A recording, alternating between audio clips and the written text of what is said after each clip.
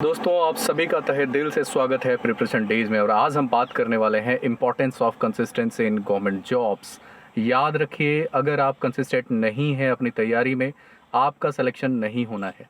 Fine. और आज हम इसी पे बात करने वाले हैं कि बहुत सारे लोग और मेरे यूट्यूब चैनल पे बहुत सारे लोगों के कमेंट भी आते हैं कंसिस्टेंसी को लेकर कि अपने कंसिस्टेंसी को मेंटेन कैसे रखें। कॉम्पिटिटिव एग्ज़ाम्स सारा का सारा गेम है कंसिस्टेंट रहना। अगर आप कंसिस्टेंट रहने में कामयाब हो गए तो ऐसा कोई एग्ज़ाम नहीं है पूरे भारत में जिसको आप क्वालिफाई ना कर पाएँ। सिविल सर्विसेज परीक्षा से लेकर रेलवे के ग्रुप डी तक के परीक्षा में कंसिस्टेंसी एक बहुत ही इंपॉर्टेंट रोल अदा करती है। जहाँ तक मेरा एक्सपीरियंस है दोस्तों, 2012 में मैं फाइनली कई सारे एग्ज़ाम्स में सेलेक्ट हुआ और वहाँ पे मैंने अपने कंसिस्टेंसी को मेंटेन रखने में मैं कामयाब रहा।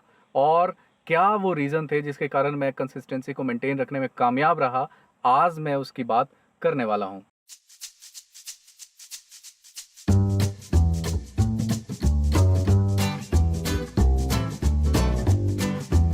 दोस्तों, जहां तक मेरी बात है, मैंने मेडिटेशन की हेल्प से अपने आप को कंसिस्टेंट रखने में कामयाब हुआ था।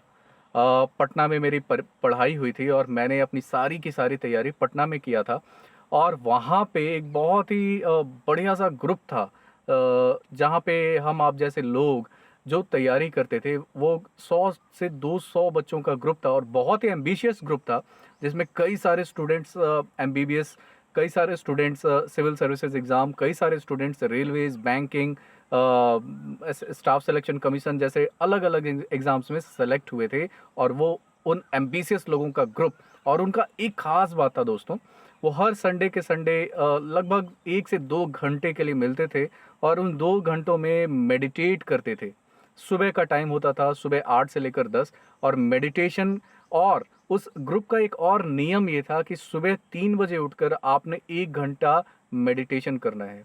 अगर आप ये करने में कामयाब हो गए, अगर आपको लगता है कि सुबह 3 बजे उठना ये थोड़ी टेढ़ी खीर है, तो कोई बात नहीं, इसका कोई टाइमिंग नहीं है। आपको जो भी टाइमिंग अच्छा लगे उस टाइमिंग में आप उठकर 1 घंटा नहीं तो आधा घंटा, नहीं तो 15 मिनट मेडिटेट जरूर कीजिए। अगर आप ये करने में कामयाब हो गए तो आपका माइंड कहीं ज़्यादा पावरफुल, आपका माइंड कहीं ज़्यादा डिस्ट्रैक्शन से दूर, और आपका माइंड कहीं ज़्यादा बेहतरीन ढंग से काम करेगा। दोस्तों, मेडिटेशन की सबसे खास बात पता है क्या है? ये आपके माइंड को ना आराम देता है। आप चूंकि कॉम्पिटिटिव एग्जाम्स की तैयारी कर रहे हैं और मैथ्स, रीजनिंग, इंग्लिश, जीके, आपका माइंड का बहुत ज़्यादा एनर्जी इन चीज़ों में लगता है और आपके माइंड को आराम की बहुत ज़्यादा ज़रूरत होती है। और अगर आपके माइंड को आराम नहीं मिला तो ये बहुत जल्दी डिस्ट्रैक्ट हो जाता है अलग अलग चीज़ों में, क्योंकि आपका माइंड थका हुआ होता है। अगर आप मेडिटेशन करते हैं, सिंपल ओम चैंटिंग करते हैं, या सिंपल ओम भूर्भुवः स्व गायत्री मंत्र हो गया, उसकी चैंटिंग करते हैं, ध्यान में बैठते हैं अपनी आंखों को बंद कर कर, अपने पेरेंट्स के बारे में, अपने ड्रीम्स के बारे में सोचते हैं, तो इससे आपके माइंड को आराम मिलता है और ये आराम आपके माइंड को कहीं ज़्यादा पावरफुल बनाता है दोस्तों।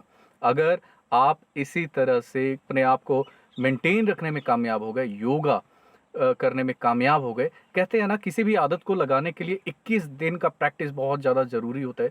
अगर आपने अपने आप को फोकस कर कर 21 दिन लगातार योगा की आदत डलवा ली तो ये आदत लंबी जाएगी। और जिस दिन ये आपको आदत लग गई, जिस दिन आपको लत लग गई योगा और मेडिटेशन की, दोस्तों ये बात गांठ बांध कर रखिए, भारत का कोई ऐसा एग्ज़ाम नहीं जो आप क्वालिफाई ना कर पाए।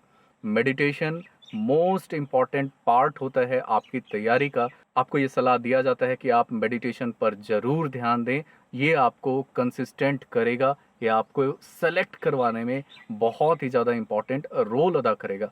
दूसरा दोस्तों, कंसिस्टेंसी मेंटेन रखने में आपके दोस्तों का बहुत बड़ा हाथ होता है। जैसा मैंने आपको बताया कि मैंने ग्रुप ज्वाइन किया हुआ था और ये ग्रुप ऐसा था जो कि बहुत ही अच्छे एम्बिशियस स्टूडेंट का ग्रुप था। और इन लोगों में से बहुत ही ऐसे स्टूडेंट्स थे जो कई सारे एग्जाम्स में क्वालिफाई या फाइनली सेलेक्ट हो चुके थे। आपका ग्रुप ऐसा ज़रूर होना चाहिए जो छोटा हो लेकिन बेहतरीन हो। अगर आप ऐसा ग्रुप बनाने में कामयाब हो गए तो दोस्तों, आपकी जो एनर्जी है, आपका जो दौड़ने का रफ्तार है, वो कहीं बेहतर होगा दूसरों की तुलना में। तो आपने ये ध्यान रखना है कि आपको दोस्ती यारी बहुत ज़्यादा नहीं निभानी है। ऐसा नहीं है कि बहुत बड़ा ग्रुप हो जिसमें आप सभी से दोस्ती निभा रहे हैं।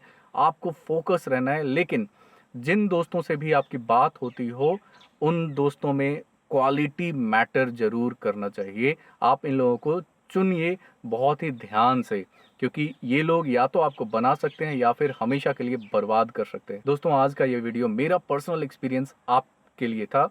होपफुली आपको अच्छा लगा होगा। मिलते हैं अगले वीडियो के साथ। लाइक, शेयर एंड सब्सक्राइब करना ना भूलें। Thank you so much.